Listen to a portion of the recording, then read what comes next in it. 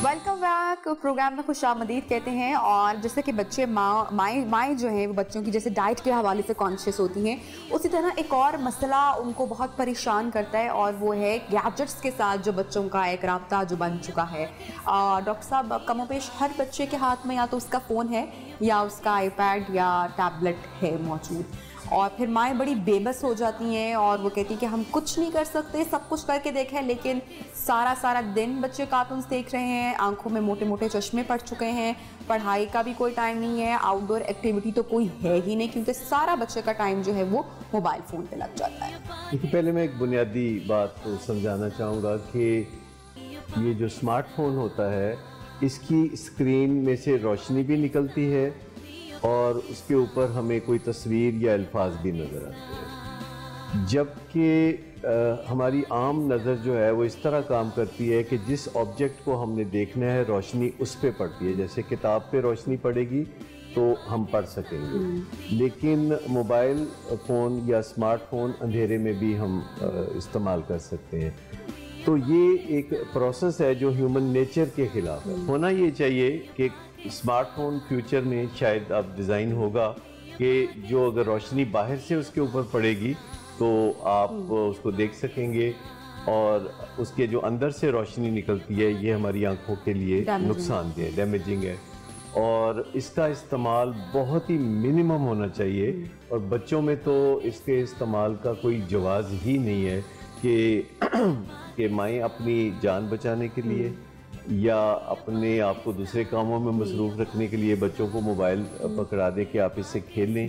ये बच्चों के फ्यूचर से खेलने वाली बात है, और बच्चों को कभी भी यानी इस तरह स्मार्टफोन इस्तेमाल करने की इजाज़त नहीं होनी चाहिए। स्पेशली वीडियो गेम्स बहुत एडिक्टिव होती हैं। स्मार्टफोन बजाते खुद एक एडिक्टिव चीज़ है, क्योंकि आप उसमें मंजरनामा अपनी मर्ज़ी से चेंज कर सकते हैं।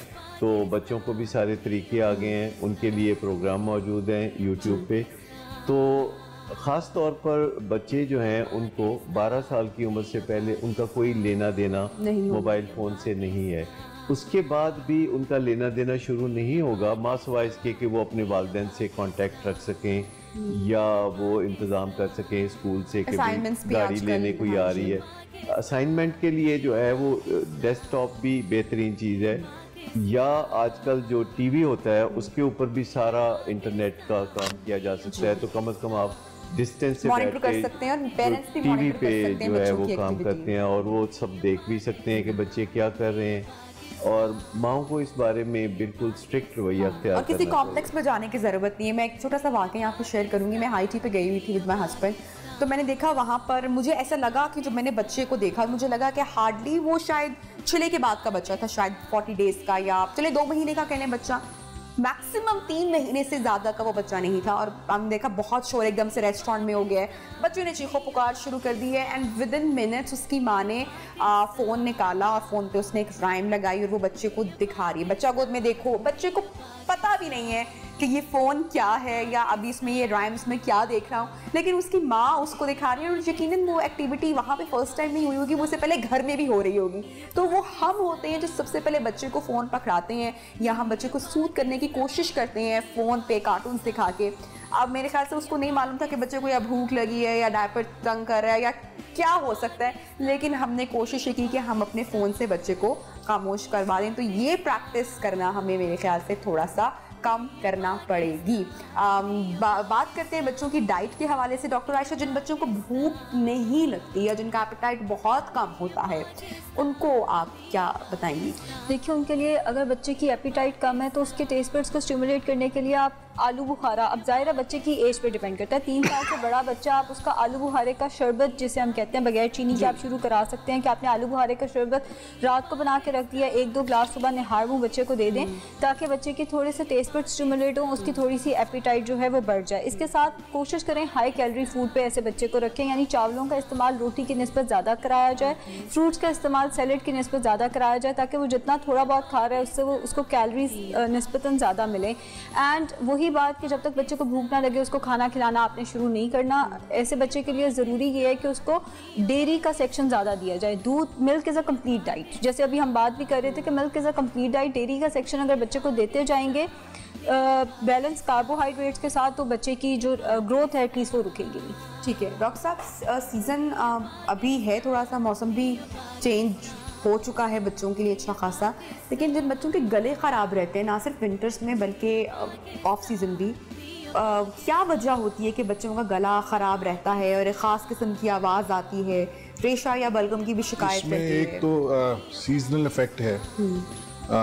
ये जो सीज़न पीछे गुजरा है, अभी भी कुछ थोड़े इसके असरात बाकी हैं।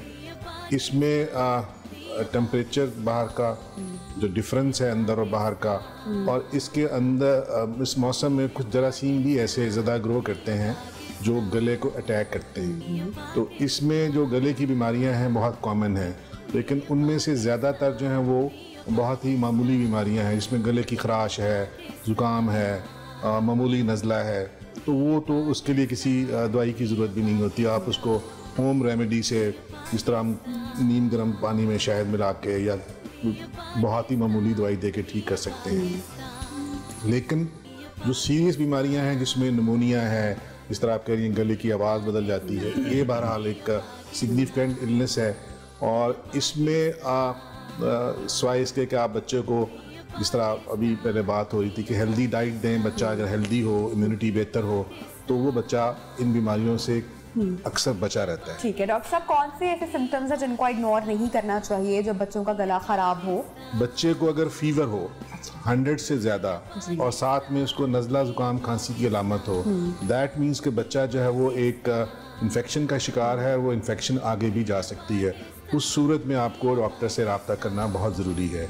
उसको सांस लेने में तकलीफ हो, उसका सांस तेज़ चल रहा हो, आपको लगे ये सांस मुश्किल से ले रहा है, इसको इग्नोर नहीं करना चाहिए, फ़ौरन आप डॉक्टर के पास जाएं। ये दो अलामत ऐसी हैं कि अगर इन पे माँओं की या हम अवेयरनेस दें उनको कि इसको ध्यान रखें, ऐसी सूरत में आप किसी सूरत में होम रेमेडीज़ भी ना करें और किसी ऐसे डॉक्टर को भी ना दिखाएं जो बच्चों का एक्सपर्ट ना हो। ये दो ऐसे सिम्टम्स हैं जिनको हमें ठीक है, ब्रेक पे जा रहे हैं। जब ब्रेक से वापस आएंगे तो डॉक्टर सदाकत से हम जानेंगे कि बच्चों के जो मैनर्स हैं या जो डिसिप्लिन्स हैं उस पर पेरेंट्स किस तरीके से काम कर सकते हैं, क्या करना होगा। क्योंकि अक्सर हमने देखा है कि बच्चे आजकल माशाल्लाह बड़े बोल्ड भी हैं, बड़े ब्लंट भी हैं, जिसकी वजह से सम टाइम पेरेंट्स को भी शर्मिंदगी का भी सामना करना पड़ जाता है। तो कई दफ़ा ये अच्छा होता है कॉन्फिडेंस, लेकिन कई दफ़ा ये ठीक नहीं होता। इस पर बात करेंगे डॉक्टर सदाकत से, शाम में गुफ्तगू होंगे स्टेट पर। प्रोग्राम में कहते हैं आपको खुश आमदीद, और बच्चों की तरबियत के हवाले से खासकर बात कर रहे हैं डॉक्टर सदाकत से। डॉक्टर सदाकत, जो बच्चे अब बड़े बच्चों की हम बात करें, यूजली 10 से 12 साल की उम्र के बच्चे जो स्कूल गोइंग किड्स होते हैं, कैसे उनकी तरबियत हम बेहतर तरीके से कर सकते हैं बीइंग अ पेरेंट? अच्छा, मैं यहाँ से बात शुरू करूँगा कि बच्चों की जो तरबियत है वो बहुत ज़्यादा अहम है, लेकिन लंबे अरसे से उसमें ऐसी बहुत बड़ी चेंजेस आई हैं जिससे कि बच्चों की तरबियत में ख़राबियाँ पैदा हुई हैं। जैसे 300-400 साल पहले स्कूल नहीं होते थे तो बच्चे घरों में ही रहते थे और अपने वालिदैन का हाथ बटाया करते थे घर के कामों में या बाहर के कामों में, तो इससे वो रिस्पॉन्सिबिलिटीज़ बहुत जल्दी सीख जाते थे। और फिर जब स्कूल खुले और बच्चों ने स्कूल जाना शुरू किया और उसके फ़ायदे सामने आए, तो फिर बच्चों को ज़्यादा एम्फेसिस इस चीज़ पे रख लिया गया कि वो पढ़ाई करें, स्कूल जाएं, और जब स्कूल से वो वापस आएँ तो फिर होमवर्क करें। और ये जो एम्फेसिस है 300-400 साल से जो चल रहा है, ये डी एम्फेसाइज कर रहा है दुनियादारी को। तो अब बच्चे दुनियादारी नहीं सीख पाते क्योंकि वो दुनियादारी में बहुत लेट जाके पढ़ते हैं, 20-25 साल की उम्र में जाके वो दुनियादारी में कदम रखते हैं। उससे पहले उनके वालिदैन उन्हें हर वक्त कहते रहते हैं कि तुम पढ़ो, हत्ता कि जिस वक्त बच्चे पढ़ रहे होते हैं उनको उस वक्त भी कहते हैं कि तुम पढ़ते नहीं, तुम पढ़ो। तो ये अब फिर चेंज इसमें ज़रूरी है क्योंकि अब बहुत सारा इल्म आपको इंटरनेट पे मिल जाता है, आप गूगल पे सर्च कर सकते हैं, तो अब रट्टे लगाना हर चीज़ को ज़रूरी नहीं है। और तालीम में एक मेजर तब्दीली लाने की ज़रूरत है ताकि हम जो दुनियादारी है उसको सीख सकें, खुश रहना सीख सकें। तो जो एम्फेसिस है अब बच्चों के किरदार पे होना चाहिए कि आपका किरदार क्या होना चाहिए, आपको किस तरह शुक्राने की कैफियत में से गुजरना है। तो ये सारे जो मैनर्स है बच्चों को जो सिखाने की ज़रूरत पड़ गई है वो इसलिए है कि पिछले 40-50 साल से बच्चे वीआईपी हो गए हैं और जो वालिदैन हैं वो अंडर एस्टिमेट किए जा रहे हैं। वालिदैन अपने आप को वो कुछ भी नहीं समझते, कहते हमारी खैर है।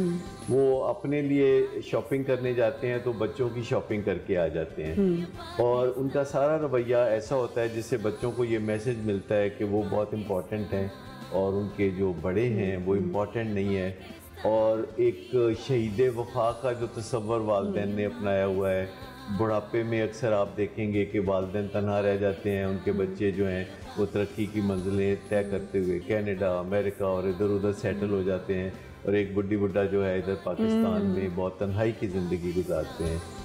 ये चीज़ें जो हैं थोड़ा सा इस पे तवज्जो देने की ज़रूरत है कि बच्चों को हम जब मैनर्स सिखाते हैं और बच्चा अक्सर बाप को या माँ को बार बार इंटरप्ट करता है तो हमें कहना चाहिए वेट अ मिनट, यानी इंतज़ार करो, जब मैं तुम्हें बात ख़त्म कर लूँ तो फिर तुम बात करना, या मैं जो काम कर रहा हूँ वो मैं कर लूँ तो फिर तुम मुझे इंटरप्ट करना।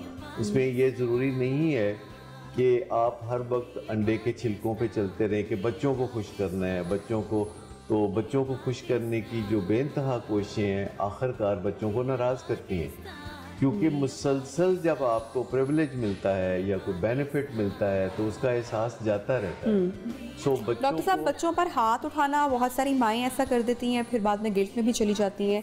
तो ये कहना कि बच्चों को किसी पेरेंट में से किसी एक से डरना उसका ज़रूरी है या किसी एक का थोड़ा सा सख्त होना ज़रूरी है और उसमें मार कुटाई भी आ जाती है, एक आध लग भी जाती है, डर कोई टूल नहीं है। डरना या डराना या बच्चों पे हाथ उठाना या उन्हें धमकियां देना, इसका बच्चों की तरबियत में कोई रोल नहीं है। और अगर आप बच्चे पे हाथ उठाएंगे तो उसकी वाहिद वजह यही हो सकती है ना कि बच्चा बहुत छोटा होता है, क्योंकि बड़े बच्चे पे तो कोई हाथ नहीं उठाता। तो इसका मतलब है कि कमज़ोर को देख के, छोटे बच्चे को देख के आप उस पर हाथ उठाते हैं। और बच्चा जो कि 1.5 फुट का होता है और आप 6 फुट के होते हैं तो आपकी इम्पैक्ट भी उस दौरान बड़ी गुस्से वाली होती है और मार पिटाई वाली।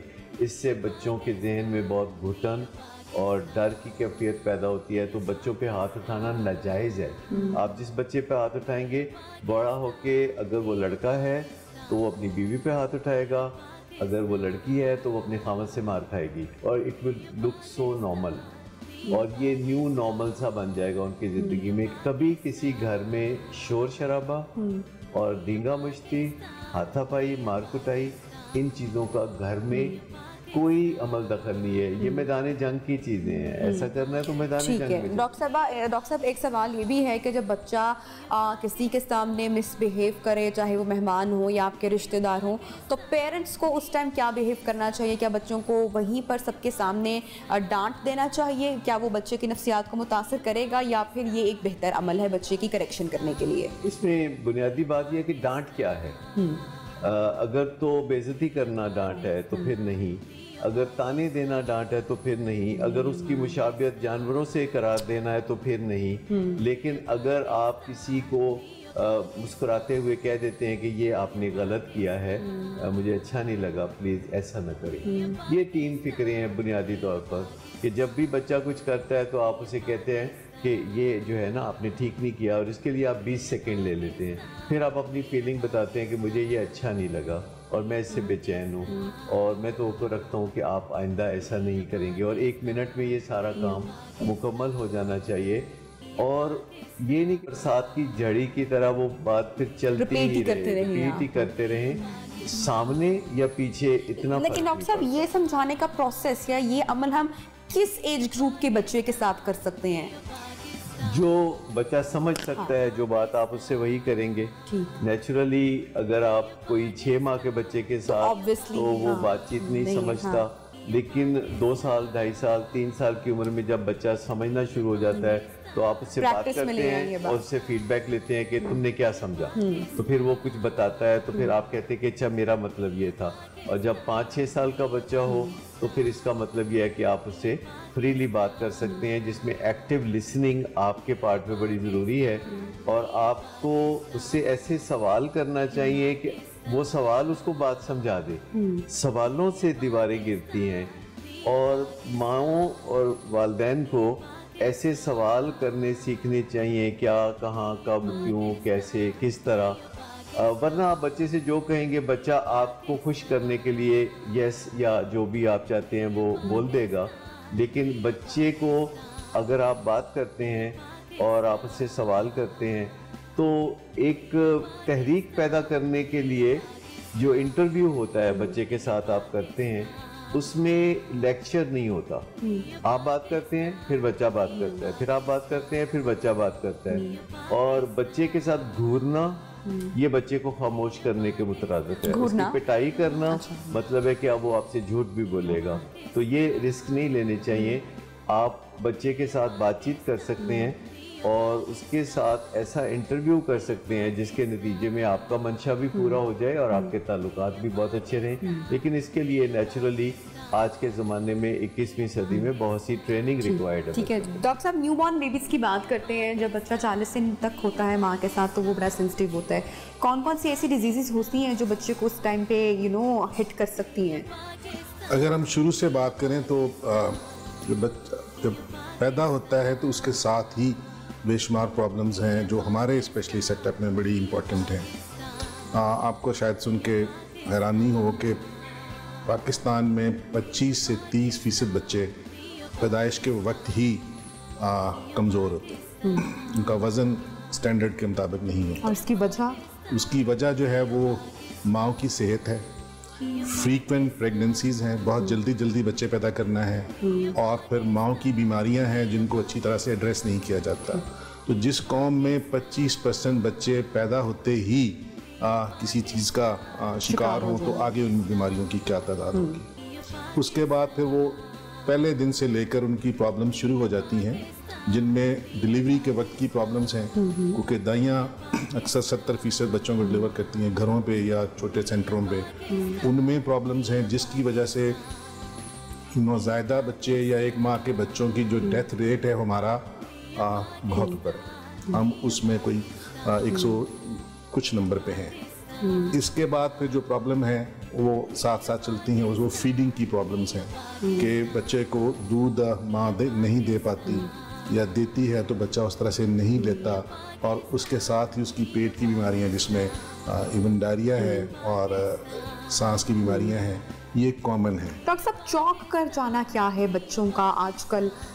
ये बहुत ज़्यादा कॉमन हो रहा है, बढ़ता चला जा रहा है, बहुत सारी डेथ्स भी हो रही हैं इसकी वजह से बच्चों में।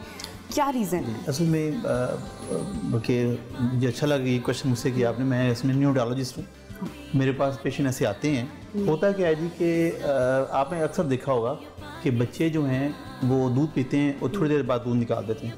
अक्सर आप देखा होगा ये। असल में ये नॉर्मल फिनोमेना होता है, क्योंकि बच्चे का जो खुराक की नाली जब मैदे में जाके एंटर होती है तो वो वहाँ पे एक जंक्शन होता है जो बहुत स्ट्रॉन्ग जंक्शन होता है। कभी हमारा खाना ऊपर नहीं आया कभी भी, या कभी अगर आया भी है तो वो भी अगर हमने मतलब एहतियात से खाना नहीं खाया, ज़्यादा खा लिया, ज़्यादा स्पाइसी खा लिया, तो रात को 2-3 बजे आँख खुलती है, यार यहाँ को चीज़ आई थी। आपको ऐसा फील होता है। बच्चों का क्या होता है कि ये उनका जो खुराक की नाली और मैदे का जंक्शन है ये थोड़ा लूज़ होता है। तो क्या होता है तकरीबन ये 3 से 4 माह तक लूज़ रहता है। जैसे ही वो दूध पीते हैं दूध थोड़ा सा ऊपर की तरफ आता है। अब ये दूध जो ऊपर की तरफ आता है इसके 3 रास्ते होते हैं। एक ये होता है कि ये मुंह से बाहर आएगा, कुछ बच्चों का कुछ परसेंटेज भी नाक से बाहर आ जाता है, और थर्ड जो होता है वो क्या होता है कि वो थ्रोट में से वापस आता है। तो ये तीनों डेंजरस हैं। जो तीसरी वाला है वो उस पर फोकस करूंगा। असल में जो आपको क्वेश्चन है, जब वो थ्रोट से वापस आ रहा होता है, अब उसके बाद 2 रास्ते बनते हैं। अच्छा। एक खुराक की नाली और एक इसोफेगस जो खुराक जो दूसरी ट्रेकिया सांस की नाली होती है। अगर वही दूध जो है अनलकीली अनफॉर्चुनेटली अगर वो ट्रेकिया में आ जाए तो चोकिंग इफेक्ट होता है, बच्चे नीले हो जाते हैं। फिर वो आपने सुना होगा सिंड्रोम। वो बच्चों में फिर वो रात को बच्चा सही सोता है, सुबह पता चलता है बच्चा तो एक्सपायर हुआ है। तो वो चीज़ होती है। इसमें सबसे इम्पोर्टेंट क्या होता है जो हम कैसे एहतियात कर सकते हैं कि जैसे ही बच्चे को दूध पिलाएं तो आप कोशिश करें कि उसे दूध पिलाने के बाद कंधे साथ लगाएं। डॉक्टर साहब, कितने देर तक का बच्चा चौक कर सकता है? ये असल में मैंने बताया ना, ये जो रिगर्जिटेशन होती है जिसे गैस्ट्रोइसोफेजियल फ्लक्स हम बोलते हैं, ये तकरीबन यूजुअली जो है ये फर्स्ट 3 मंथ की बीमारी होती है। यूजुअली आगे भी कुछ बच्चों में 6 मंथ तक रहती है, लेकिन यूजुअली फर्स्ट 3 मंथ। और ये जो इंसिडेंस होता है इसका रिगर्ज का जो इंसिडेंस होता है वो होता है तकरीबन 15 से 20 मिनट तक। ठीक। तो हमारी कोशिश ये होनी चाहिए कि हम जब बच्चे को दूध पिलाएं तो उसके बाद कंधे से लगा के इसे डकार दिला के, ताकि उसका कंफर्टेबल जोन में लेके जब लटाएं भी उस 20 मिनट के अंदर, तो थोड़ा सर को थोड़ा उठा कर रखें। ओके, इसी के साथ ब्रेक पर जाएंगे। जब ब्रेक से वापस आएंगे तो बच्चों की डाइट के साथ साथ हम ये भी बात करेंगे डॉक्टर साहब से कि जो माँ अक्सर बच्चों को फिनर्गन भी दे देती हैं, उसका इस्तेमाल भी बहुत कॉमन है कि हाय हमारी नींद पूरी हो जाए, हमने पार्टी पे जाना है या डिनर पे जाना है या ये करना है या वो करना है, तो उसके क्या नुकसानात बच्चे को हो सकते हैं या फिर नहीं। आफ्टर दिस शॉर्ट ब्रेक इसी पर बात करेंगे। Stay with us.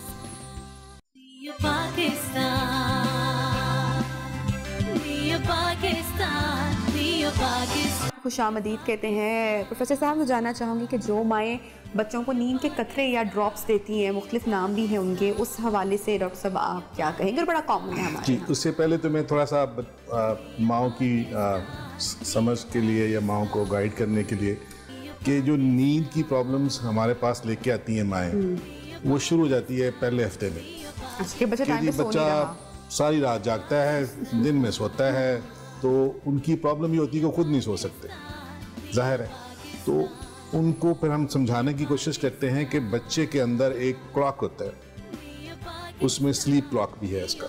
ये जो हमारा क्लॉक है ये बिल्कुल सेट हो चुका है कि हम दिन में जागते हैं, मैच करते हुए टाइम लगेगा, और रात को हम सोते हैं। बच्चों को इस साइकिल पे आते आते कम से कम 3 से 6 माह लगते हैं।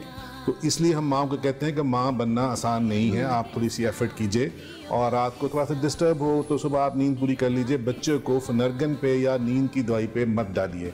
रात को बच्चा, उसका जो स्पेल होता है नींद का, वो 1 से 2 घंटे से ज़्यादा नहीं होता। फिर उठता है, फीड लेता है या रोता है, माँ कहती है मेरी नींद 4 दफ़ा रात को डिस्टर्ब हुई है। बाप अगर साथ उसी कमरे में लेटा हो तो वो तो बहुत ही तंग होता है, वो कहता है कि सारी रात। डॉक्टर साहब, इसमें एक ये भी वजह है, मैंने खुद भी बड़ी एक्सपीरियंस की और मुझे बड़ा मज़ा आया, क्योंकि मैं कामयाब हो गई इसलिए मुझे मज़ा आया। जो कामयाब नहीं होते होंगे वो उनको मज़ा नहीं आता होगा।